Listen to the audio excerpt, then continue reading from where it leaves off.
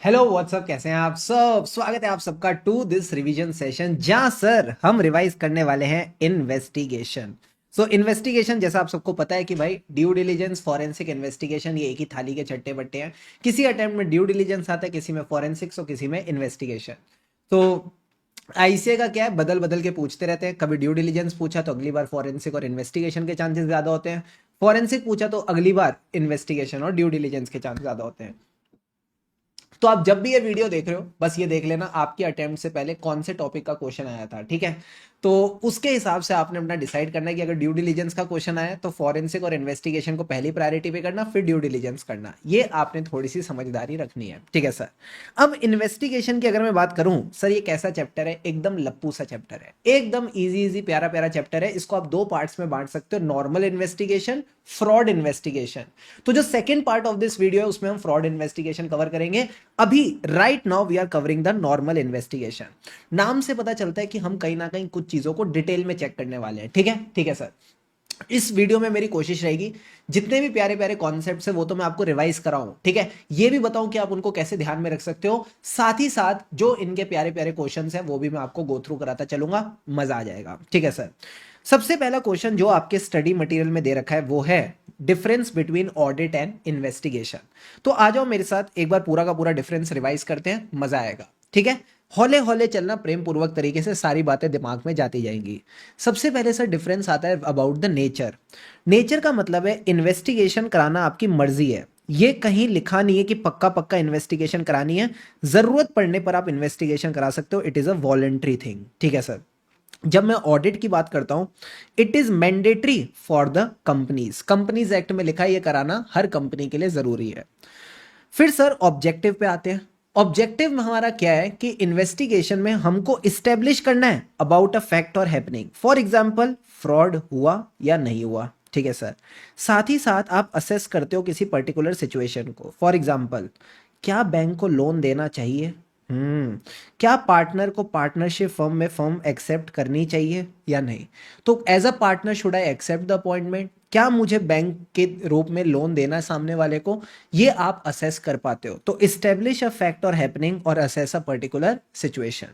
जब मैं ऑडिट की बात करता हूं, आप सबको पता है ऑडिट का एक ही पर्पस है, फाइनेंशियल स्टेटमेंट को चेक करना, क्या वो ट्रू एंड फेयर व्यू देते हैं about the balance sheet and PNL, that is state of affairs and working results of the entity, ठीक है सर। अब स्कोप की बात करते हैं। इन्वेस्टिगेशन का जो स्कोप है वो स्टैट्यूटरी डिसाइड होता है। कंपनीज एक्ट में सेक्शन 210 टू 216 है, जो आप एसपीओएम में पढ़ते हो। ये स्टैट्यूटरी इन्वेस्टिगेशन की बात करते हैं। It can also be non statutory, जहां पे क्लाइंट डिसाइड करेगा, फैक्ट्स डिसाइड करेंगे आपका स्कोप क्या होगा। ऑडिट में आपको पता है ऑडिट का सिलेबस और स्कोप बहुत वाइड है, ठीक है, and it is determined by the law. So जैसा स्टैंडर्ड्स ऑन ऑडिटिंग में लिखा है, जैसा कंपनीज एक्ट में लिखा है, वो आपका स्कोप डिसाइड करता चलेगा, ठीक है सर। अब बात करते हैं पीरियोडिसिटी। अगर मैं इन्वेस्टिगेशन की बात करूं, कोई रिजिड टाइम फ्रेम नहीं है, no rigid time frame is there. आपको 3 साल कवर करने इन्वेस्टिगेशन में, 3 साल कवर करो। बट जबकि ऑडिट की बात करें तो ये एनुअल फाइनेंशियल स्टेटमेंट्स का होता है, कभी कभार हाफ ईयरली और कभी कभार क्वार्टरली फाइनेंशियल्स को भी आप चेक करके चल सकते हो। अभी इन पॉइंट्स को समझने पे फोकस करो, याद कैसे रखना है मैं बताऊंगा। रिपोर्टिंग की अगर मैं बात करूं तो मैं किसको रिपोर्ट दूंगा सर, टू द पर्सन जिसके बिहाफ पे आप इन्वेस्टिगेशन कर रहे हो। ऑडिट के केस में रिपोर्ट किसको दी जाती है, to the owners of the business entity, ठीक है सर। इनहेरेंट लिमिटेशन की बात करें, इन्वेस्टिगेशन में कोई लिमिटेशन नहीं है, जबकि ऑडिट के केस में इनहेरेंट लिमिटेशन होती है, बचपन से हम पढ़ते आ रहे हैं।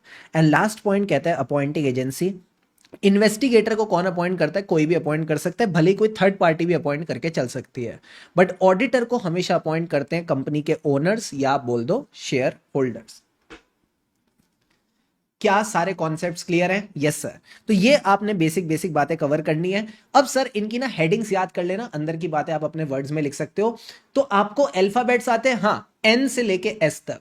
N O P, Q, Q को भगाओ, आर एस, बोलो मेरे साथ, N O P R S. N O P R S का मतलब है एन फॉर नटूरे, नटूरे यानी nature. Investigation is voluntary in nature, audit is mandatory for all the companies. पहला पॉइंट हो गया, हाँ।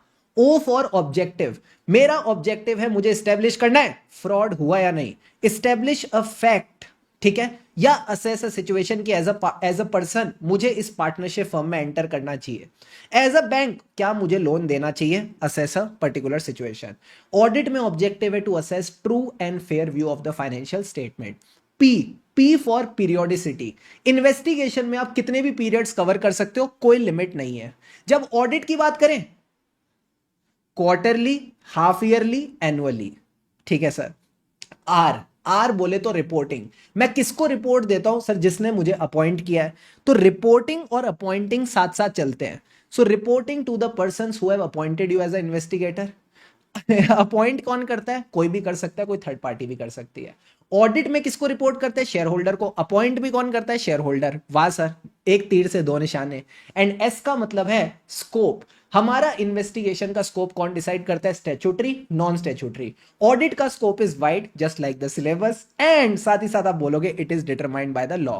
जो हमारा शेड्यूल 3 है, जो हमारे स्टैंडर्ड्स ऑन ऑडिटिंग है, जो हमारी कंपनीज एक्ट की रिपोर्टिंग रिक्वायरमेंट है, ये सब आपका स्कोप डिसाइड करके चलते हैं। क्या ऑडिट वर्सेस इन्वेस्टिगेशन क्लियर है? Yes sir. इसी के साथ साथ आपका क्वेश्चन नंबर 1 भी क्लियर हो जाता है स्टडी मटेरियल का, what is the difference between audit and investigation. Deal done, डन सर। इसके बाद अगला टॉपिक आता है steps in investigation. Steps in investigation पे आज तक कभी भी कोई क्वेश्चन नहीं आया, बट आपको इस स्टेप्स का फ्रेमवर्क क्लियर होना चाहिए। इसके लिए सर हमने क्लास में एक बढ़िया सा चार्ट बनाया था। Everyone please focus on the chart. एक बार फ्लो समझ में आ जाएगा, फिर मैं एग्जांपल्स फटाफट डिस्कस कर दूंगा, ठीक है। Please understand the flow of this topic. सबसे पहले डिसाइड करो what is the objective of investigation. क्या आपको चेक करना है कि फ्रॉड हुआ? क्या आपको चेक करना है कि मुझे इस फर्म में पार्टनरशिप एक्सेप्ट करनी चाहिए? क्या आपको चेक करना है कि मुझे लोन देना चाहिए? What is the objective? जो ऑब्जेक्टिव होगा वही आपका स्कोप डिसाइड करेगा, ठीक है, ठीक है sir. So objective and scope हो गया। जब आपको ऑब्जेक्टिव और स्कोप पता चल गया, तो इस ऑब्जेक्टिव को अचीव करने के लिए आप अपने प्रोसीजर्स करोगे, जिसको कहते हैं इन्वेस्टिगेशन प्रोग्राम, ठीक है सर। अब इस इन्वेस्टिगेशन प्रोग्राम में आपने कुछ 4-5 बातें कंसिडर करनी है। Everyone please understand. ये 4-5 बातें क्या हैं सर? आपको समझना है एंटिटी का बिजनेस क्या है, क्या प्रोडक्ट्स हैं, क्या सर्विसेज है। उसके बाद स्ट्रक्चर क्या है, किस तरह से एंटिटी स्ट्रक्चर्ड है, कौन टीसीडब्ल्यूजी है, कौन मैनेजमेंट है, ठीक है। उसके बाद ये कंपनी है, एलएलपी है, फर्म है, what is the structure of entity. तो बेसिक्स समझ लेना, बिजनेस और स्ट्रक्चर। इसके बाद इन्वेस्टिगेशन में क्या फोकस करना है, वो क्लाइंट के इंस्ट्रक्शंस पे डिपेंड करेगा। तो जो क्लाइंट के इंस्ट्रक्शंस है that will determine the scope of investigation and depth of investigation, कि कितनी डिटेल में आपने चीजों को चेक करना है, ठीक है सर। फॉर एग्जाम्पल, मान लो क्लाइंट आपसे चेक करवाना चाहता है कि भाई क्या कोई एंटिटी ने फ्रॉड किया है विद द रिलेटेड पार्टी। तो अगर फ्रॉड आपको चेक करना है विद द रिलेटेड पार्टी, तो जितनी भी रिलेटेड पार्टी ट्रांजैक्शंस है एंटिटी की बुक्स ऑफ अकाउंट्स में, सबको आपने इन डेप्थ चेक करना है। अच्छा, क्या सिर्फ एंटिटी की बुक्स चेक करेंगे या रिलेटेड पार्टी की बुक्स भी चेक करेंगे? रिलेटेड पार्टी की बुक्स भी चेक करेंगे। So the extend to, extend को आपने एक्सटेंड करना है, यहां पे एक्सटेंड होना चाहिए ना, एक्सटेंड थोड़ी। We will extend the checking to the books of other parties, ठीक है। अब सर ज्यादा भी फैलाड़ा मत कर देना, ज्यादा भी चीजों को मत फैला देना, आपने रेलिवेंट एरियाज पे फोकस करना है। Example number 1 sir, relevant areas का क्या मतलब है? मान लो आप इन्वेस्टिगेशन कर रहे हो कि एक एंटिटी में घोस्ट वर्कर्स हैं कि नहीं। सर घोस्ट वर्कर्स का क्या मतलब है? एक फैक्ट्री में ढेर सारे वर्कर काम करते थे, अचानक एक दिन आग लगी और सब सब भूत बन गए। आज भी उनका साया उस फैक्ट्री में मंडराता है। सर डराओ मत, हम रात को लेक्चर देख रहे हैं। ये घोस्ट वर्कर नहीं होते, ठीक है। घोस्ट वर्कर का मतलब होता है, जोक साइड भैया, घोस्ट वर्कर का मतलब होता है एक्चुअल में वर्कर है ही नहीं। जो एंटिटी है वो जो पैसे दे रही है ना, वो अपनी जेब में डाल रही है, यानी मैनेजमेंट एंटिटी को बुद्धू बना रही है, फिक्टिशियस वेजेस डाली जा रही है। तो अगर एज ए इन्वेस्टिगेटर मुझे चेक करना है कि फिक्टिशियस वेजेस है या नहीं, मुझे चेक करना पड़ेगा एक्चुअल में एम्प्लॉय ने क्या काम किया।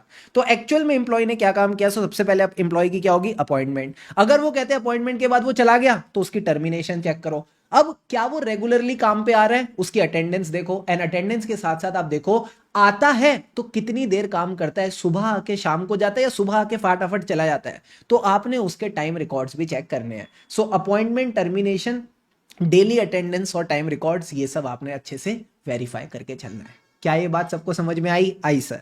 तो ये आपके मैंने प्यारे प्यारे पॉइंट्स कवर करा दिए इन्वेस्टिगेशन प्रोग्राम के कि हमें क्या क्या कंसिडर करना है। सबसे पहले बेसिक चीज बिजनेस और स्ट्रक्चर, फिर focus on the client instruction, इससे पता चलेगा स्कोप एंड डेप्थ क्या है। जरूरत पड़े तो हम स्कोप को एक्सटेंड करेंगे to the books of others यानी रिलेटेड पार्टी ट्रांजेक्शन, बट ज्यादा में मत फैला देना, you have to focus on the relevant areas.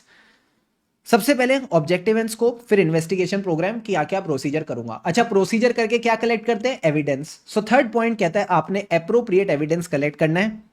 यहां पे हम कवर करेंगे example number 2। Sir appropriate evidence का क्या मतलब है? मान लो मैं इन्वेस्टिगेट कर रहा हूं वैल्यूएशन ऑफ लैंड, ठीक है, कि जो लैंड की वैल्यू बिजनेस रिकॉर्ड्स में आ रही है, इसके लिए मैं क्या एविडेंस ले सकता हूं? सर सिंपल सी चीज है, आप जिस एरिया में बैठे हो उस एरिया में आसपास कोई तो लैंड बिकी होगी या कोई लैंड खरीदी गई होगी। हाँ, वो देखो कितने रेट पे खरीदी या बेची गई है। Price at which the land is sold और acquired in the neighbourhood areas, कैसे पता चलेगा? Go to the land registration office. Plus जरूरत पड़े तो आप वैल्यूएशन एक्सपर्ट की भी मदद ले सकते हो if this data is not available. Easy easy sir. 3 points हो गए, ऑब्जेक्टिव एंड स्कोप, स्कोप को अचीव करने के लिए बनाया इन्वेस्टिगेशन प्रोग्राम, प्रोग्राम के बाद कलेक्ट किया एविडेंस। अब एविडेंस को एनालाइज करो, अपनी फाइंडिंग्स निकालो, क्या दिक्कतें हैं। So analysis and interpretation of the findings, and आखिरी में you will draw your conclusion and give the report. यही प्यारी प्यारी बातें यहां पे लिख रखी हैं। एक बार आ जाओ, क्विकली रिवाइज करा देता हूं, रिवीजन के अंदर रिवीजन। सबसे पहले determine the objective and scope of investigation. Scope के हिसाब से बनाएंगे इन्वेस्टिगेशन प्रोग्राम, जिसमें आपने कुछ ये बातें कंसीडर करनी है। हो सकता है इस पे 4-5 नंबर का क्वेश्चन आ जाए, अभी तक नहीं आया, आ सकता है। Nature of the business and structure of the business, ठीक है, nature of the business, structure of the business. फिर focus on the instructions of the client about the objective and scope, इससे आपको स्कोप और डेप्थ पता चलेगी। जरूरत पड़े तो स्कोप को एक्सटेंड करो to the books of other parties. फिर भी आपने रेलिवेंट एरियाज पे फोकस करना है। घोस्ट वर्कर का एग्जाम्पल बस ध्यान रखना, ये क्या एग्जाम्पल लिखने की जरूरत है? आंसर इज नो, बस इसको आपने समझ के चलना है। फिर आपने प्रोग्राम के बाद एप्रोप्रिएट एविडेंस कलेक्ट करना है। यहां पे वैल्यूएशन ऑफ लैंड का एग्जाम्पल हमने डिस्कस किया। Then analyse your findings, draw the conclusion and give the report. क्या 5-6 स्टेप्स का प्रोसेस क्लियर है? लास्ट बार रिवाइज करा दूं? हाँ सर। Objective and scope, investigation programme, programme में जो प्रोसीजर करे उससे कलेक्ट किया एविडेंस, एविडेंस के बाद फाइंडिंग्स, फाइंडिंग्स के बाद कंक्लूजन्स एंड कंक्लूजन्स के बाद रिपोर्टिंग। इस तरीके से आपने इस टॉपिक के साथ डील करना है। अब सर आ जाओ नेक्स्ट टॉपिक की ओर बढ़ते हैं। Important issues to be kept in mind while preparing the report. अगर आप अपने क्वेश्चन बैंक पे देखोगे, हाँ सर, इसके ऊपर डायरेक्ट क्वेश्चन इन लोगों ने पूछा था आरटीपी जुलाई 21 में। क्या क्या इश्यूज हमको ध्यान में रखने हैं? बड़ा ही सिंपल टॉपिक है, एवरीवन प्लीज फोकस, ठीक है। पहले पूरे सारे पॉइंट्स को समझते हैं, फिर मैं बताऊंगा कैसे इनको दिमाग में रखना है। Let's revise it together. सबसे पहले जब भी आप इन्वेस्टिगेशन की रिपोर्ट बना रहे हो, कुछ भी इररेलीवेंट नहीं होना चाहिए, ठीक है। जितनी भी रेलिवेंट चीजें बस वो इंक्लूड करना। अब जो वर्ड और एक्सप्रेशन आप यूज करोगे वो प्रॉपर होना चाहिए, उसकी कोई डिफरेंट इंटरप्रिटेशन नहीं निकलनी चाहिए, ठीक है सर। फिर आ जाओ नेक्स्ट पॉइंट पे। जो भी फैक्ट और कंक्लूजन है उसको आपने एविडेंस के साथ लिंक करना है। यानी अगर आपने बोला फ्रॉड हुआ, तो फ्रॉड किस एविडेंस के बेसिस पे आपको पता चला वो आपको बताना पड़ेगा, ठीक है सर। देन आपके जो भी बेसिस और अजम्पशंस हैं, ठीक है, ये अजम्पशंस कहीं ना कहीं रीजनेबल होनी चाहिए। They should not be in conflict with the objective of investigation. For example, मान लो मैं इन्वेस्टिगेट कर रहा हूं कि एक फैक्ट्री में ना ये लोग ज्यादा रॉ मटेरियल खरीद रहे हैं, जितनी जरूरत है उससे ज्यादा रॉ मटेरियल खरीद रहे हैं। अब सर जो भी रॉ मटेरियल होता है वो एक जगह पे रखा जाता है। जिस जगह पे रखा जाता है वहां पे एक लेटर लगाया जाता है जिसमें लिखा होता है रिक्वायरमेंट ऑफ रॉ मटेरियल, मान लो 1000 kg। उस लेटर जिसके ऊपर लिखा होता है requirement of raw material 1000 kg, उसको ये लोग बोलते हैं बिन कार्ड।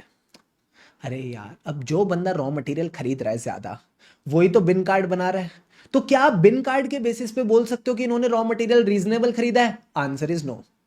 अगर आपको वेरीफाई करना है इन्होंने रॉ मटेरियल ज्यादा खरीदा, तो आप इनकी कंजम्पशन देखो, आप इनकी कंजम्पशन के साथ साथ सेल्स देखो, क्या ये जितना रॉ मटेरियल कंज्यूम कर रहे हैं उसके हिसाब से सेल्स कर पा रहे हैं या नहीं, ठीक है।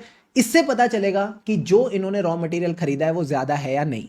तो यही बात इन्होंने अंग्रेजी में लिख रखी है थोड़ी सी अलग तरीके से, बट समझोगे तो मजा आएगा। अगर आप इन्वेस्टिगेट कर रहे हो over stocking of raw material, मतलब कि रॉ मटेरियल ज्यादा खरीद रहे हैं, सो डोंट अज्यूम कि जो इनके ऑर्डरिंग लेवल हैं as per the bin card, ठीक है, जो लेटर लगा होता है जिसपे पता होता है कि कितना रॉ मटेरियल खरीदने की जरूरत है, उसको आप फेयर गाइडेंस नहीं मान सकते about the acquisition of further material. मतलब सिंपल सी बात है भैया, बिन कार्ड के बेसिस पे आप नहीं बोल सकते कि ये रॉ मटेरियल सही लेवल पे खरीद रहे हैं या नहीं, ठीक है सर। अब सर इसके बाद कहता है जो भी आपका नेचर, ऑब्जेक्टिव, स्कोप, लिमिटेशन है, ये सब आपने अपनी रिपोर्ट में बताना है, जो नॉर्मली आप अपनी रिपोर्ट में बताते भी हो। अच्छा, रिपोर्ट में क्या सब कुछ एकदम ऐसे गिचड़ विचड़ होना चाहिए या proper paragraph format? Sir proper paragraph format में होना चाहिए, और लास्ट पैरा में आप अपना ओपिनियन दोगे। Opinion of the investigator should be in the final para. So I hope ये बेसिक पॉइंट सबको क्लियर है। 5 नंबर का क्वेश्चन एग्जाम में आएगा। अब कैसे डील करना है, मैंने कहा बड़ा सिंपल है, आप इस चार्ट को बस अपने दिमाग में रखो, ऑटोमेटिकली सारे पॉइंट्स एग्जाम में याद आ जाएंगे। देखो क्या कहता है, क्वेश्चन आएगा important issues to be considered while preparing the report. तो जब आप रिपोर्ट बनाओगे तो आपने फोकस किस पे करना है, कंटेंट पे। अच्छा, कंटेंट किस में होना चाहिए, पैरा फॉर्म में। तो आपने फोकस करना है कंटेंट एंड पैरा। से विद मी, हम फोकस करेंगे कंटेंट एंड पैरा। कंटेंट का क्या मतलब है, कंटेंट में बस ध्यान रखना there should not be anything irrelevant. जो भी डाल रहे हो, पहले तो कुछ इररेलेवेंट नहीं डालना, जो भी डाल रहे हो वहां पे प्रॉपर वर्ड्स और एक्सप्रेशन होने चाहिए जिसका कोई डिफरेंट इंटरप्रिटेशन ना निकले, ठीक है सर। एंड का मतलब है 2 एंड वाले points. Wow, basis and assumptions को क्लियरली स्टेट करके चलना है, फैक्ट्स एंड कंक्लूजन को एविडेंस से लिंक करना है। वाह सर, मजा आ गया। पैरा का मतलब है report should be in para form, और जो आपका ओपिनियन है वो आप फाइनल पैरा में देके चलोगे। सर एक बार और कराओ ना, अच्छा लगा। मैंने कहा रुको एक और बार करते हैं। कंटेंट में कुछ भी इररेलेवेंट नहीं होगा, जो होगा वो प्रॉपर वर्ड्स और एक्सप्रेशन होंगे जिसका कोई डिफरेंट इंटरप्रिटेशन ना निकले। एंड का मतलब है बेसिस एंड अजम्पशंस को क्लियरली स्टेट करना है और ये कॉन्फ्लिक्टिंग नहीं होने चाहिए। फैक्ट्स एंड कंक्लूजन को एविडेंस से लिंक करेंगे।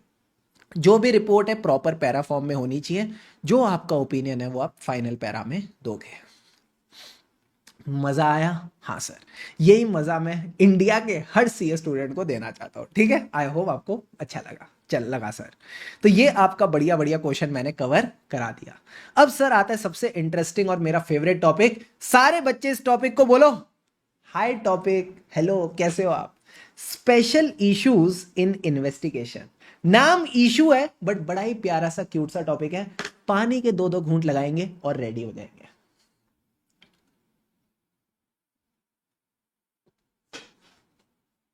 Everyone all set? Yes sir. अब ये इश्यूज पढ़ाने के लिए जो मैंने आपको क्लास में बढ़िया बढ़िया नोट्स लिखाए थे, इन्हीं को हम रेफर करेंगे। अगर आपके पास ये नोट्स नहीं है, टेलीग्राम चैनल पे जाइए, डाउनलोड कीजिए और इसका लुफ्त उठाइए।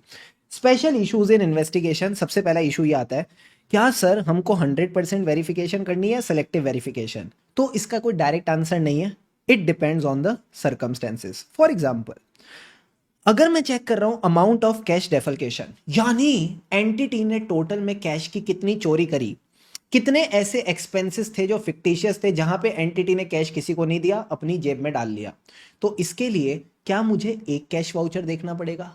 क्या मैं कैश वाउचर्स को सैंपल बेसिस पे देखूं, या मुझे सारे कैश वाउचर्स और उनके इनवॉइसेस देखने पड़ेंगे? सर आपको सारे कैश वाउचर्स और उनके इनवॉइसेस देखने पड़ेंगे, ये देखने के लिए कि टोटल में कितनी कैश की चोरी हुई। So examine all the cash vouchers and their related records. Related records मतलब जो भी इनवॉइसेस हैं, वेज शीट्स हैं, जो भी सपोर्टिंग डॉक्यूमेंट्स हैं, उनको आप वेरीफाई करके चलोगे। अब आ जाओ सेकंड केस की ओर चलते हैं। अगर सर हम इन्वेस्टिगेट कर रहे हैं profitability of a business, profitability का मतलब है रेवेन्यू माइनस कॉस्ट, तो क्या मैं रेवेन्यू के सारे आइटम्स देखूं, कॉस्ट के सारे आइटम्स देखूं? नहीं, रेवेन्यू को सैंपल बेसिस पे चेक करो, कॉस्ट को सैंपल बेसिस पे चेक करो।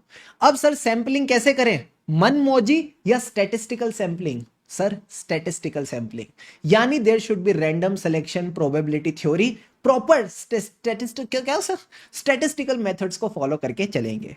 तो ये कहता है यहां पे you can verify selective transaction, बस make sure no material transaction is missed.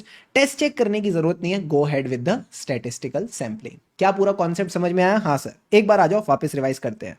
100% verify करूं या selective verification, depends on the circumstance. अगर आप चेक कर रहे हो अमाउंट ऑफ कैश डेफिकेशन, सारे कैश वाउचर्स और रिलेटेड रिकॉर्ड्स चेक करो। अगर आप चेक कर रहे हो प्रॉफिटेबिलिटी ऑफ बिजनेस, तो आप सिलेक्टिव ट्रांजैक्शन चेक कर सकते हो, कोई मटेरियल ट्रांजैक्शन मिस नहीं होनी चाहिए। प्लस आप जो सिलेक्टिव वेरिफिकेशन कर रहे हो उसमें टेस्ट चेक मत करना, स्टैटिस्टिकल सैंपलिंग से आगे बढ़ते जाना। Deal done? डन सर। अब आ जाओ सेकंड केस पे। सर क्या हम रिलाय कर सकते हैं on already audited financial statement? Again depends. अगर तो आपको डाउट है about the reliability of financial statement, फिर तो there is no question of reliance, ठीक है सर। बट अगर आप वैल्यूएशन कर रहे हो किसी फर्म की गुडविल की या किसी फर्म के बिजनेस की, ठीक है, या फिर उसके शेयर्स की, तो जब आप वैल्यूएशन कर रहे हो तो आपको फाइनेंशियल स्टेटमेंट लगेंगे, ऑडिटेड फाइनेंशियल स्टेटमेंट लगेंगे, तो आप रिलाय कर सकते हो, अनलेस इसमें मसाला है। सर मसाला क्या है? आप ना टेस्ट बेसिस पे कुछ चीजें चेक कर रहे थे और आपको लगा जो इनका ऑडिट है इट इज डन कैजुअली। तो अगर आपको लगता है इनका audit is done casually, sir casually होता है, कैजुअली नहीं होता, कैजुअली होता है। अगर ऑडिट इज डन कैजुअली मतलब सामने वाले का लगता है ऑडिट ठीक से नहीं किया, तो भैया रिलाय मत करना।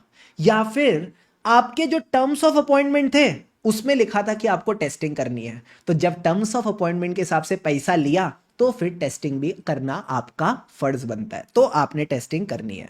तो एक बार आ जाओ वापस रिवाइज करते हैं, let's see what it says. Sir क्या हम रिलाय कर सकते हैं on already audited financial statement? Answer is depend. अगर आपको डाउट है about the reliability of financial statement, तो फिर रिलाय मत करना।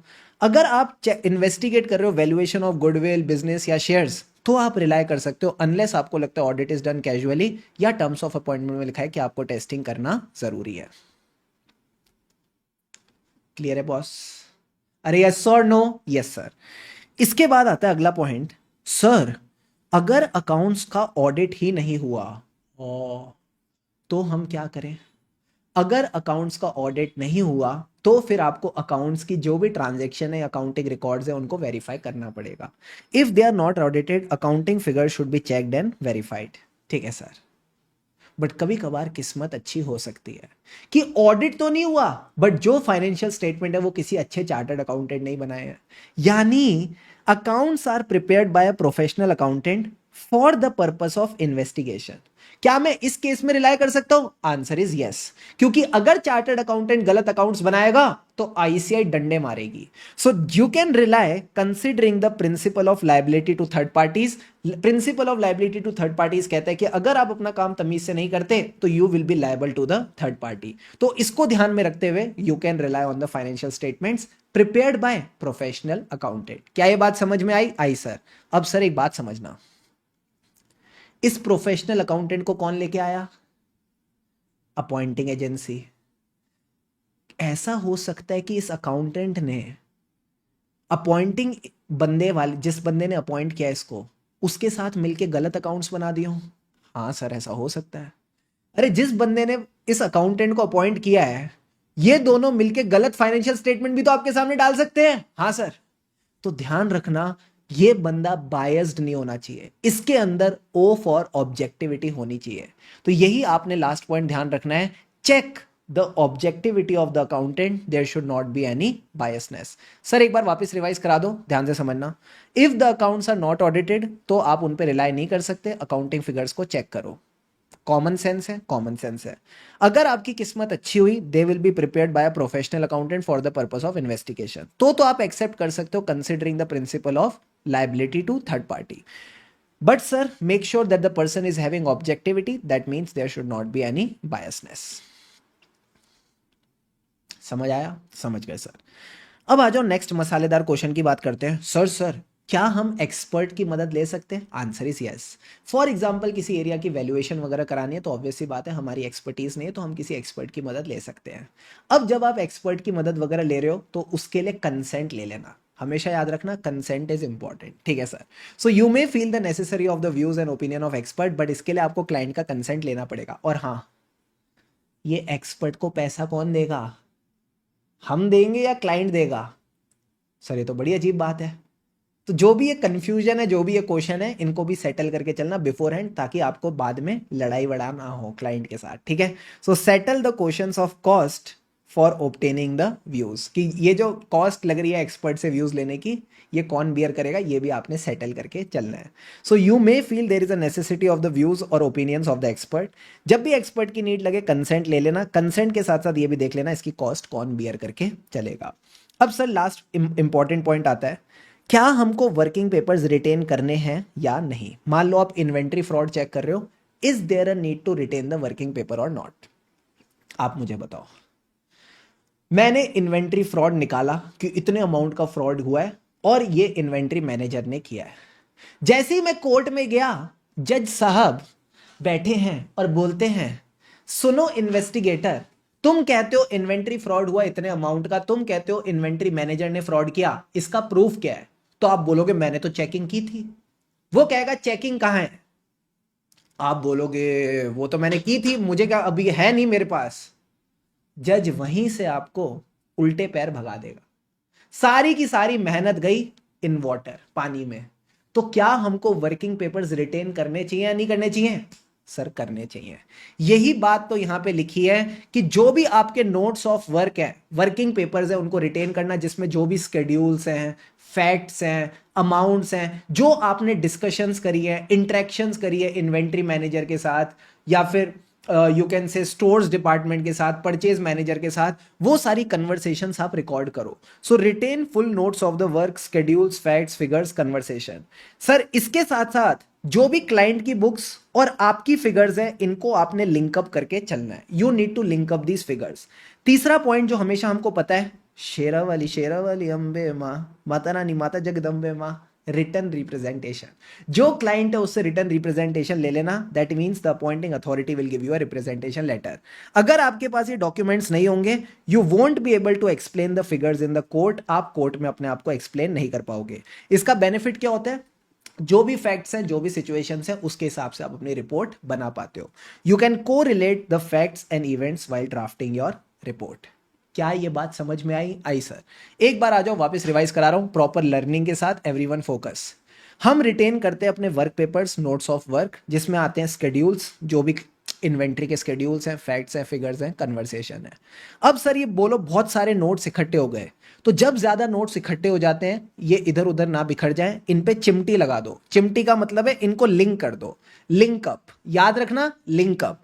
लिंकअप का मतलब है क्लाइंट की फिगर्स और अपनी फिगर्स को लिंक करके चलना है, तभी लिंकअप याद आएगा, ठीक है सर।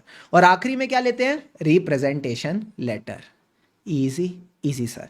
अगर ये नहीं होगा तो आप अपनी फिगर्स को एक्सप्लेन नहीं कर पाओगे इन द कोर्ट। एंड इसका बेनिफिट है, it helps you to correlate the facts and events while drafting the report. डन डना डन डन डन सर। पानी के दो दो घूंट लगाओ, लगा लिए सर। अगर आप अपनी किताब में आ जाओ, क्विक रिवीजन करते हैं, रिवीजन के अंदर रिवीजन। सबसे पहले सेंट परसेंट वेरिफिकेशन या सिलेक्टिव अप्रोच। अगर आप चेक कर रहे हो cash defalcation, 100% verification of cash voucher should be done. Profitability check कर रहे हो, सिलेक्टिव ट्रांजैक्शन चेक कर सकते हो, इसमें भी स्टैटिस्टिकल सैंपलिंग के साथ आगे जाना। क्या मैं ऑलरेडी ऑडिटेड अकाउंट्स पे रिलाय कर सकता हूं। अगर डाउट है, रिलाय मत करना। अगर वैल्यू निकाल रहे हो बिजनेस की, शेयर की, गुडविल की, ठीक है, तो आप रिलाय कर सकते हो, unless audit is done casually, या फिर आपकी टर्म्स ऑफ अपॉइंटमेंट में लिखा है कि आपको टेस्ट करना है। अकाउंट्स का ऑडिट नहीं हुआ तो फिर आपकी ड्यूटी है आप अकाउंट्स को चेक करो। बट अगर accounts are prepared by professional accountant तो आप उनको एक्सेप्ट कर सकते हो, considering the principle of liability to third party. वाह सर, मजा आ गया। फिर उसके बाद अगर अकाउंट्स प्रिपेयर, ये भी चेक करना accounts are prepared with proper objectivity, there should not be any biasness. Expert के केस में आप एक्सपर्ट का काम यूज कर सकते हो, रिटर्न कंसेंट ले लेना, क्वेश्चंस के बारे में क्वेश्चन सेटल कर लेना अबाउट द कॉस्ट, कि कॉस्ट कौन बियर करेगा। दो एक्स्ट्रा पॉइंट्स यहां पे कवर कर रहा हूं, ध्यान से समझना। अगर दो पार्टीज में डिस्प्यूट है, ठीक है, तो आपने इन डिस्प्यूट्स के ऊपर रहना है और हमेशा अलर्ट रहना है कि कोई भी पार्टी इंफॉर्मेशन दे सकती है विच इज प्रेजुडाइज्ड और बायस्ड। इसके लिए आपको प्रोफेशनल रखना पड़ेगा, सब पार्टीज का इंटरेस्ट कंसीडर करना पड़ेगा। ये सबकी बात नहीं, आपके अंदर मेच्योरिटी और एक्सपीरियंस होना चाहिए, ठीक है। तो इस पॉइंट को रीड करके चलना। फिर सर बेसिस ऑफ ओपिनियन, आप कभी भी स्पेकुलेटिव ओपिनियन नहीं बनाओगे कि फ्रॉड हो सकता है, आप बस ये बताओ एविडेंस के बेसिस पे क्या हुआ है। सो जो भी है फैक्ट्स बताओ, अगर लगता है फैक्ट्स नहीं बता सकते ओपिनियन मत बताना, ठीक है? अगर लगता है फैक्ट्स नहीं पता तो ओपिनियन नहीं देना। क्या मैं फ्यूचरिस्टिक स्टेटमेंट दे सकता हूं? Answer is no. यहां पे आप फोरकास्ट कर सकते हो बट प्रोजेक्शन नहीं कर सकते। तो जो पास्ट ट्रेंड्स है उसके बेसिस पे फोरकास्ट करो, बट प्रोजेक्शन करना अलाउड नहीं है। सर क्या वर्किंग पेपर रिटेन करने हैं या नहीं? आंसर इज यस, रिटेन करने हैं। तीन चीजें, notes, schedules, all the working paper. फिर बहुत सारे नोट्स इकट्ठे हो जाए, चिमटी लगा देना, link up the figures of the clients and your final figure, आखिरी में रिटर्न रिप्रेजेंटेशन। नहीं लोगे तो आप एक्सप्लेन नहीं कर पाओगे कोर्ट में आपने फिगर्स कैसे निकाली, ठीक है? फिर सर इस एग्जाम्पल को बस रीड कर लेना। It helps you to correlate the facts and events while drafting the report. Clear है पॉइंट्स? पक्का? पक्का सर। तो इन्हीं पॉइंट्स के ऊपर अगर आप अपने क्वेश्चन बैंक में जाओगे आपको बढ़िया बढ़िया सारे के सारे डायरेक्ट क्वेश्चंस मिल जाएंगे। यहीं पे आप ऐसा मान लो आपने कम से कम 3 से 4 क्वेश्चंस ऑलरेडी कवर कर लिए, ठीक है? ठीक है सर। अब यहाँ पे मैंने कुछ एक्स्ट्रा पॉइंट्स यहाँ पे कवर करें, special aspects of business investigation. अगर मैं किसी बिजनेस में इन्वेस्ट करने वाला हूँ तो मैं क्या क्या चीज़ें इन्वेस्टिगेट करूंगा? सर उसके फाइनेंशियल स्टेटमेंट्स। तो फाइनेंशियल स्टेटमेंट्स में सबसे पहले कहता है factors for studying the economic and financial position of business. Economic और फाइनेंशियल पोजीशन किस पे डिपेंड करेगी? बैलेंस शीट और पीएनएल पे। हाँ सर, उसी में से मैं 4 पॉइंट्स आपको निकाल के दूंगा, इंपॉर्टेंट पॉइंट है, 4 नंबर का क्वेश्चन आ सकता है इस पे। तो सबसे पहले बैलेंस शीट में क्या आती है? Assets, liability. Asset minus liability को कहते हैं capital, that is the net worth. दो तरह की कैपिटल होती है, एक तो जो रोज का बिजनेस है जिसको बोलते हैं वर्किंग कैपिटल, एक होती है लॉन्ग टर्म कैपिटल जिसको बोलते हैं फिक्स्ड कैपिटल। तो हम किस बिजनेस में इन्वेस्ट करेंगे? जिसमें कैपिटल की कमी है या एडिक्वेट कैपिटल है? सर एडिक्वेट कैपिटल है। So adequacy of the fixed and working capital, ठीक है सर। फिर आ जाओ पीएनएल पे। पीएनएल में क्या आती है? सेल्स और प्रॉफिट्स। तो आपने देखना है क्या एडिक्वेट सेल्स है, एडिक्वेट प्रॉफिट्स है। फिर ये जो प्रॉफिटेबिलिटी है, क्या ये मेरी कैपिटल एम्प्लॉयड पे प्रॉपर रिटर्न्स दे रही है? जो मैंने पैसा बिजनेस में लगाया क्या उस पर proper return on capital employed आ रहा है? तो प्रॉफिट्स पे से ही आप अगला पॉइंट लिख करोगे कि जो प्रॉफिट हम मेंटेन करेंगे इन फ्यूचर क्या वो मुझे प्रॉपर रिटर्न देगा ऑन कैपिटल एम्प्लॉयड। और लास्ट पॉइंट में लालची हो जाना। सो लालची का क्या मतलब है? क्या ये कैपेसिटी इतनी है या मैं इस कैपेसिटी को और बढ़ा सकता हूं? और बढ़ाऊंगा और पैसा आएगा। तो ये लालची आपने दिखाना है whether the business is operating at 100% capacity और there is a scope of increasing the capacity and making more money.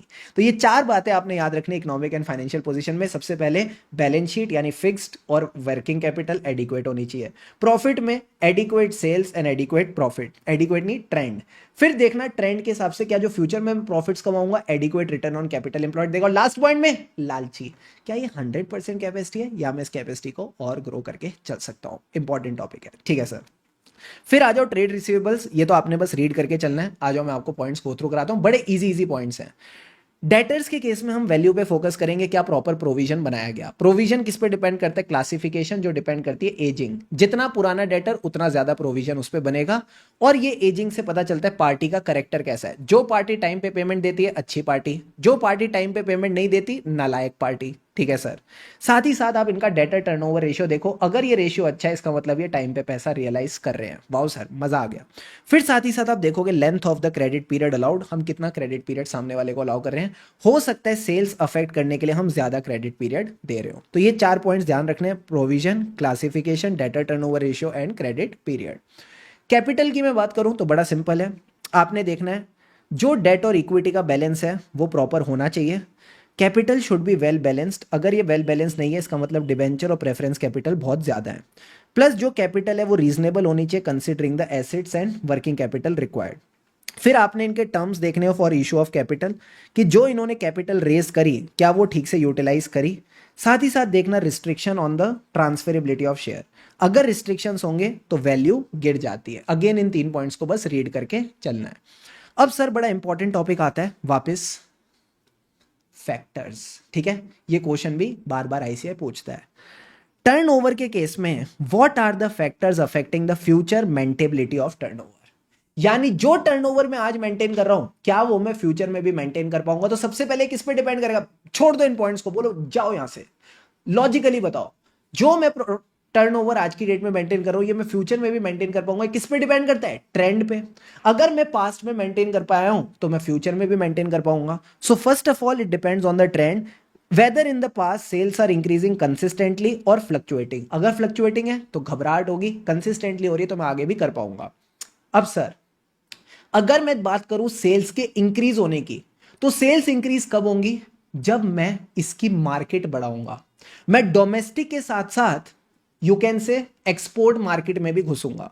तो सेकंड पॉइंट कहता है ट्रेंड के हिसाब से अगर आगे बढ़ना है तो marketability, whether you will be able to extend the sales to a new market और they have been properly exploited. अब नई मार्केट में एंटर करने के लिए कौन हेल्प करेगा मित्रों, हमारी फॉरेन पॉलिसी में हम एक्सपोर्ट्स को प्रमोट करेंगे, यानी पॉलिटिकल और इकोनॉमिक कंसिडरेशन। अगर गवर्नमेंट की पॉलिसीज आपको हेल्प करती है to extend the market of goods to other countries, इससे बढ़िया कुछ नहीं हो सकता।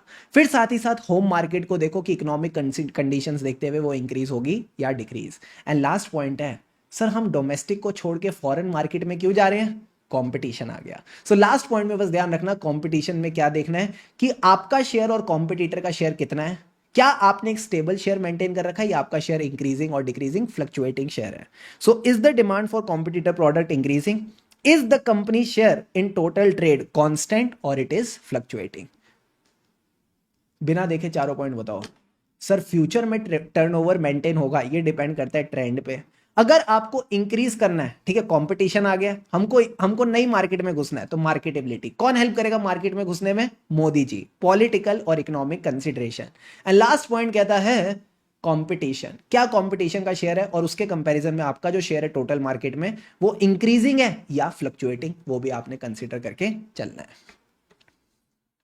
डील डन डन सर, क्या प्यारे प्यारे कॉन्सेप्ट्स कवर हो गए। अब सर वर्किंग कैपिटल का मतलब क्या होता है, current assets minus current liability. तो जो भी करंट एसेट और करंट लायबिलिटी उनको वेरीफाई करके चलो। करंट एसेट का मतलब होता है इन्वेंट्री और डेटर।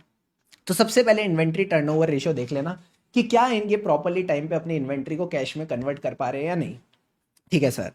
फिर डेटर की बात इन्होंने यहाँ पे नहीं लिखी, क्रेडिटर की बात लिखी है कि क्या आप क्रेडिटर को टाइम पे कर पा रहे हो या नहीं। एंड लास्ट में कहता है कि अगर कंपनी की सेल्स बढ़ेगी, प्रॉफिटेबिलिटी बढ़ेगी, तो इसका क्या इंपैक्ट होगा इसके करंट एसेट्स और करंट लायबिलिटी में, वो भी आपने यहाँ पे कंसिडर करके चलना है। तो अगेन ये 3 बेसिक पॉइंट्स को बस रीड करके चलोगे, काम बन जाएगा, ठीक है।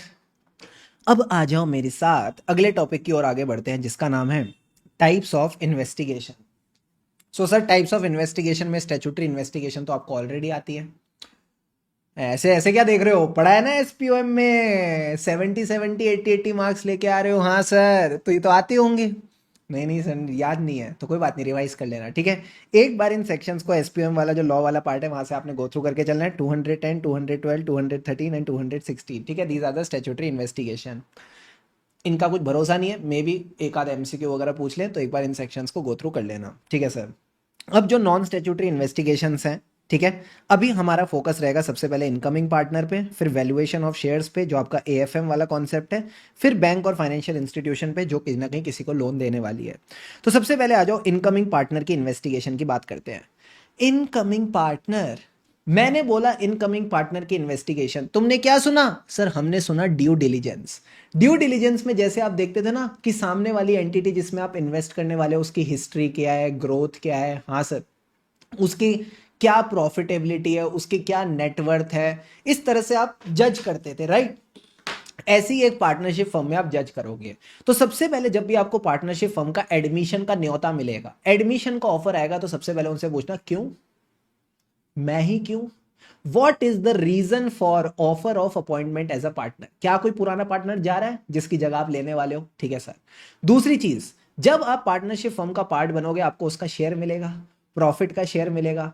तो ऐसे ही थोड़ी कोई शेयर देगा, आपको इन्वेस्टमेंट करनी पड़ेगी। तो देखना जो आप कैपिटल देने वाले हो क्या उसके लिए proper return on capital employed आप कमा पाओगे, ठीक है सर। तीसरा, याद होगा बचपन में क्लास 12th में अकाउंट्स के टीचर ने सिखाया था, एडमिशन और रिटायरमेंट पे गुडविल की कैलकुलेशन होती है। तो देखना गुडविल की कैलकुलेशन ठीक से हुई है कि नहीं। तो ये 3 चीजें एडमिशन रिलेटेड ध्यान रखना, रीजन फॉर द एडमिशन, दूसरा point return on capital employed, तीसरा गुडविल की कॉम्प्यूटेशन।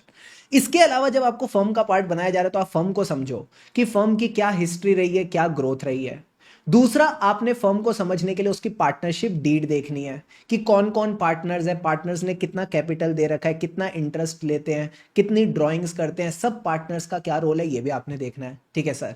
एंड इसके बाद बेसिक्स, एक किसी कंपनी में या किसी फर्म का जब आप पार्ट बनते हो तो आप उसकी नेट पीएनएल देखते हो, बैलेंस शीट देखते हो, तो यहां पे भी आप इनकी प्रॉफिटेबिलिटी देखोगे और आप इनकी एसेट्स और लाइबिलिटीज की पोजीशन देखोगे। तो यही बातें मैंने आपको सिखाई थी, इन्हीं को तोड़ तोड़ के बस आपने दिमाग में रखना है।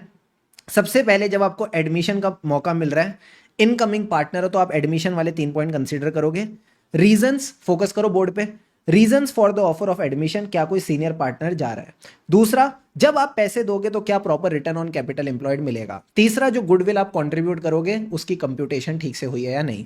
फिर सर, फर्म वाले 2 पॉइंट्स याद रखना, history and growth of the firm और उसकी पार्टनरशिप डीड, कौन पार्टनर है, capital contribution, job allocation and drawings. Financial statement वाले 2 point, profitability, asset and liability की पोजीशन। एंड लास्ट में आप लोगों वाले 2 पॉइंट याद रखना। सर कौन लोग, एक तो कस्टमर्स, एक एम्प्लॉयज। कम ऑन, कस्टमर्स और एम्प्लॉयज, कितने ऑर्डर इनके पास हाथ में है और क्या इनके क्वालिटी ऑफ क्लाइंट्स हैं। अगर क्लाइंट्स अच्छे हैं, रेवेन्यू आगे भी अच्छा आता रहेगा। प्लस एंटिटी के ऑपरेशन डिपेंड करते हैं उसके क्वालिटी ऑफ एम्प्लॉयज पे। So composition and quality of the key personnel, plus कहीं वो निकल के तो नहीं चले जाएंगे, फर्म को छोड़ के तो नहीं चले जाएंगे, ये भी आपने ध्यान रख के चलना है। एक बार और, ऐसी थोड़ी छोड़ेंगे तुमको, ठीक है, दिमाग में डाल के छोड़ेंगे सारे पॉइंट्स। सबसे पहले एडमिशन वाले points, reason for the admission, return on capital employed, goodwill computation. Firm related points, history of growth, history and growth of the firm, partnership deed. Financial statement वाले point, profitability, asset and liability position. लोग कौन कौन थे, employees और customer, यानी आप इनके client, orders in hand देखोगे, प्लस जो भी की पर्सोनल है क्या वो आगे भी इसी तरह कंटिन्यू करेंगे। ठीक है, ठीक है सर। ये वाला जो क्वेश्चन है, investigation on behalf of incoming partner, ये भी इन लोगों ने बहुत बार पूछ रखा है। सर क्या बात कर रहे हो, स्टडी मटेरियल एमटीपी अक्टूबर 20, सो कहीं ना कहीं एग्जाम के लिए भी काफ़ी इंपॉर्टेंट है। अब सर अगला टॉपिक आता है आपके पास, investigation in the valuation of shares of private company. ये कुछ भी नहीं है, जो आप एएफएम में इक्विटी शेयर वैल्यूएशन पढ़ते हो उसी के 2 मेथड्स दे रखे हैं। सबसे पहला है आपका नेटवर्थ मेथड। नेटवर्थ का क्या मतलब होता है, assets minus liabilities, that is the net worth, divide कर दो नंबर ऑफ शेयर से, इससे आपके आ जाएगी value of share. Wow sir, audit is amazing sir. Audit में सर आप एफआर भी डाल देते हो सर, आप एएफएम भी डाल देते हो सर, मजा तो आ जाता है। Very good. अब आ जाओ सर, नेटवर्थ कैसे निकालते हैं, तो वही बेसिक बेसिक जो बातें दे रखी है एएफएम वाली, उनको रिवाइज करा देता हूं। Net worth is divided by number of shares to calculate the value of one share. अब जब आप एसेट्स निकाल रहे हो ना, एसेट्स के अंदर गुडविल भी ऐड करना, नॉन ट्रेडिंग एसेट्स भी ऐड करना, लाइक योर इन्वेस्टमेंट। अब ये जो एसेट्स आप डालोगे, इनको बुक वैल्यू पे मत डालना, रीवैल्यूड वैल्यू डालना कि ये कितनी वैल्यू क्रिएट कर सकते हैं फॉर द बिजनेस। गुडविल कौन से मेथड से निकालेंगे, जो आप बचपन में सुपर प्रॉफिट मेथड पढ़ते थे। तो सुपर प्रॉफिट को नंबर ऑफ ईयर से मल्टीप्लाई करेंगे, जितने साल आप सुपर प्रॉफिट्स कमा सकते हो, उससे जो गुडविल आएगी वही आपने कंसीडर करनी है। तो अगेन फर्स्ट मेथड को बस समझ के चलना। अब आ जाओ सेकंड मेथड पे, यील्ड बेसिस, जिसको आप बोल सकते हो कैपिटलाइजेशन ऑफ एवरेज प्रॉफिट। कुछ नहीं करना, एवरेज प्रॉफिट निकालने हैं और इसको डिस्काउंटिंग रेट से डिवाइड करना है। जैसे ही इसको कैपिटलाइज करोगे आपके पास वैल्यू निकल के आ जाएगी। अब एक बात बताना, अगर मेरा डिस्काउंटिंग रेट जो कैपिटलाइजिंग रेट है, अगर ये कैपिटलाइजिंग रेट ज्यादा होगा, डिनोमिनेटर ज्यादा होगा, वैल्यू कम निकलेगी। अगर कैपिटलाइजिंग रेट कम होगा तो ऑब्वियस सी बात है वैल्यू ज्यादा निकलेगी। क्या ये बेसिक्स आपको समझ में आते हैं? हाँ सर, यही बातें इन्होंने अंग्रेजी में लिख रखी हैं। हमें एवरेज प्रॉफिट्स कंसीडर करने हैं पिछले 5 से 7 सालों के, ठीक है। हम ये मान के चलेंगे, ऐसे ही आगे भी कंटिन्यू करेंगे। And value of business will be calculated by capitalising at a reasonable rate of interest. अगर रेट ज्यादा लोगे वैल्यू कम निकलेगी, अगर रेट कम लोगे वैल्यू ज्यादा निकलेगी। एक और तरीका होता है प्रेजेंट वैल्यू निकालने का किसी भी बिजनेस की, कि जो आपका राइट टू रिसीव डिविडेंड है, जितने भी फ्यूचर डिविडेंड है आप उनकी प्रेजेंट वैल्यू निकाल लो, ठीक है सर। अब जिस रेट पे आप कैपिटलाइज कर रहे हो उसमें अपनी रिस्क कंसीडर करना। अगर रिस्क ज्यादा है तो शेयर होल्डर ज्यादा रिटर्न एक्सपेक्ट करेंगे। So average rate of return expected by the investor, ये आप कैसे निकालोगे? सिमिलर लिस्टेड कंपनीज देखो, और उन सिमिलर लिस्टेड कंपनीज में आपने फैक्टर करना है restriction on the transfer of share. अगर रिस्ट्रिक्शन है on the transfer of shares, obviously जो शेयर होल्डर है वो रिस्क ज्यादा ले रहा है। अगर रिस्क ज्यादा लेगा तो वो रिटर्न भी ज्यादा एक्सपेक्ट करके चलेगा।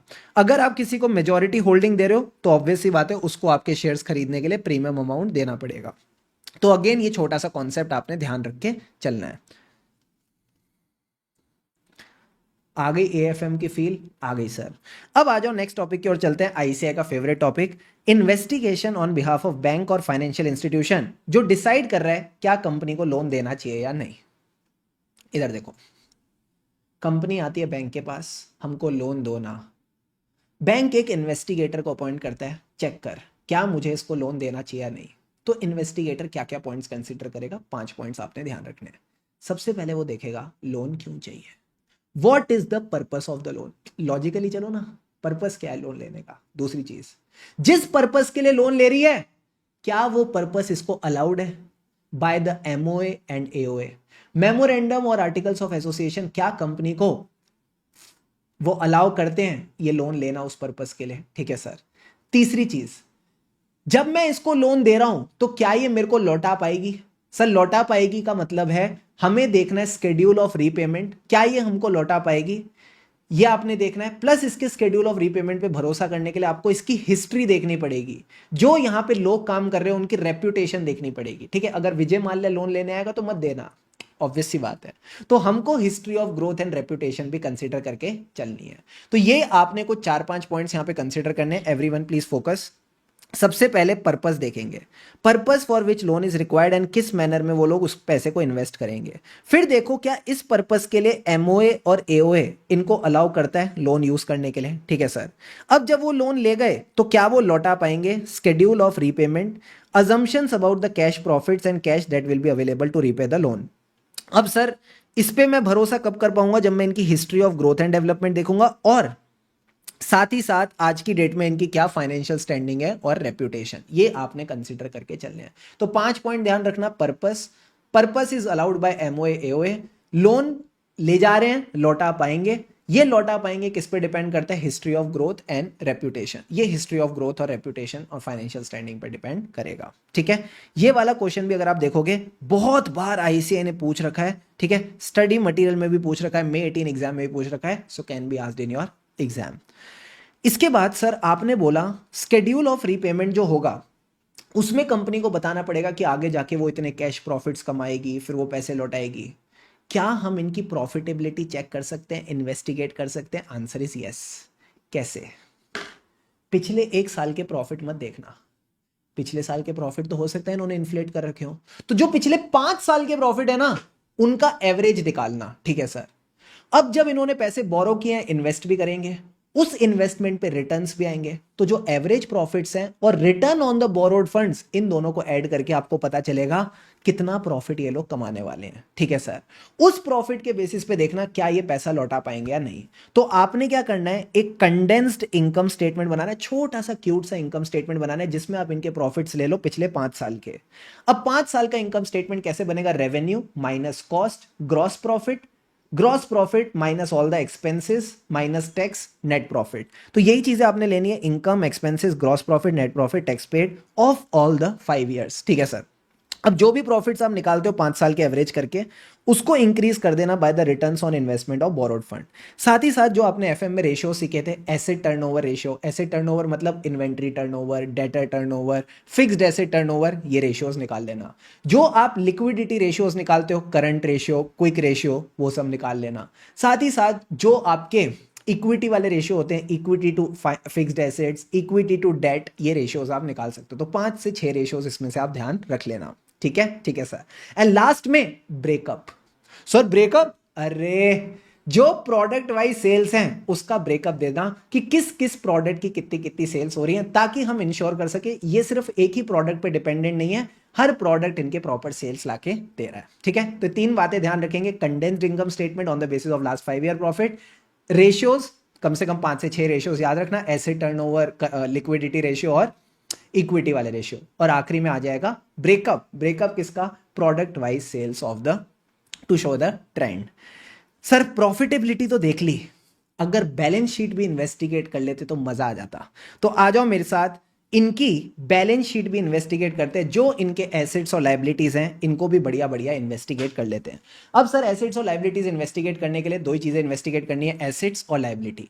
Fixed assets, current assets. Current assets में क्या आता है, inventory, debtors, investments. Investments fix का भी पार्ट हो सकती हैं, करंट का भी पार्ट। तो इसमें क्या क्या देखना है, आ जाओ मेरे साथ कवर करो। फिक्स्ड एसेट्स में क्या आएंगे, gross value, depreciation, total depreciation, ठीक है, रेट आ गया, कोई चार्ज तो नहीं है जो आपने गिरवी रखवा रखा हो, revaluation and bases of revaluation. Inventory में क्या आएगा, नेचर ऑफ द इन्वेंट्री, ठीक है, कि लिक्विड फॉर्म में है या सॉलिड फॉर्म में है। Types of inventory, raw material, work in progress, finished goods. Basis of valuation FIFO है, वेटेड एवरेज है। अगर आपने इसको प्लेज करा रखा है तो लोन के बारे में बता देना। डेटर्स के बारे में बस ये 4 बातें बतानी है, जिनका क्रेडिट पीरियड एक्सपायर नहीं हुआ, due with in 6 months, due but not recovered for 6 months, due from the directors, officers और एम्प्लॉइज, और जो भी रिकवरीज करें आफ्टर बैलेंस शीट डेट वो यहाँ पे आ जाएंगी, ठीक है सर। फिर अगला एसेट बच जाता है इन्वेस्टमेंट, किस दिन परचेज किया, किस कॉस्ट पे परचेज किया, उसकी नॉमिनल या फेस वैल्यू कितनी थी, आज की डेट में मार्केट वैल्यू कितनी है। अगर इसको भी प्लेज कर रखा है किसी लोन के लिए तो लोन के बारे में बता देना। देन सर लाइबिलिटीज की बात आती है, लोन्स, जो भी सिक्योर्ड लोन्स हैं उसके लिए आपने क्या सिक्योरिटी दे रखी है, क्या एसेट्स प्लेज कर रखे हैं उसके बारे में बता देना। एक और लाइबिलिटी है प्रोविजन फॉर टैक्स, इसमें बताना है कौन से प्रीवियस ईयर तक टैक्स असेसमेंट हो चुकी है। अगर लगता है प्रोविजन काफी नहीं है तो जितना शॉर्टफॉल है वो आपने बता के चलना है। आखिरी में कंटिजेंट लाइबिलिटी देख लेना कंप्लीट है, और इंश्योरेंस में आपने देखना है स्केड्यूल ऑफ इंश्योर्ड एसेट्स, क्या इंश्योरेंस प्रीमियम टाइमली पे हो रहा है या नहीं, ठीक है। तो कुछ नहीं करना, बैलेंस शीट के लिए एसेट्स और लाइबिलिटीज को वेरीफाई करेंगे। यहां हमारा इन्वेस्टिगेशन का first session of revision gets done, done. Concepts done, questions done. I hope you enjoyed this revision. Second session में हमारा मेन फोकस रहेगा on the fraud related areas. See you all in the next session. Video अच्छी लगी तो make sure you giving a like, ठीक है। Comment करके अपना फीडबैक जरूर बताना, because your appreciation is my motivation. And अपने चेहरे पे वो मुस्कान रखो, स्माइल रखो, बिकॉज खुशी से पढ़ेंगे तभी आगे बढ़ेंगे। अभी तक चैनल को सब्सक्राइब नहीं किया तो do subscribe it for more such videos.